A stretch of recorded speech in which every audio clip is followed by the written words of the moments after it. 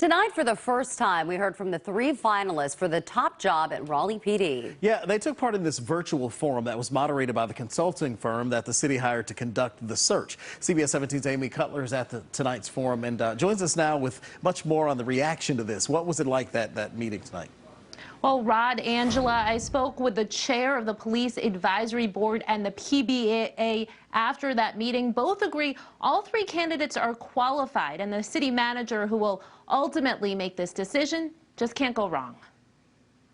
For 2 hours, the 3 candidates vying to be Raleigh's next police chief answered questions, trying to make their case.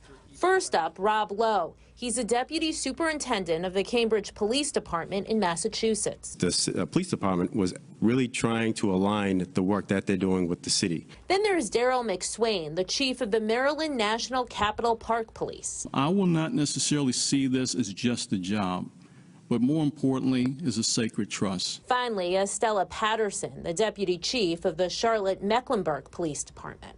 We are in a time now in policing where it is more important than ever that we begin to rebuild the relationships with the community. They were asked about training officers, building morale, holding officers accountable, handling protests that turn violent, and building trust within communities. Until we address the issues of systemic racism in policing, that we're not going to be able to move forward. Go to the community and educate them on the extent of the actual problem. We should not just be stopping an individual because their tag is expired or there's an inspection violation on their vehicle. We should make traffic stops where there is a public safety issue. After I went to Rick Armstrong, the vice president of the Teamsters Local 391, which represents Raleigh police officers, for reaction. Is there a candidate that seems to resonate the most with you?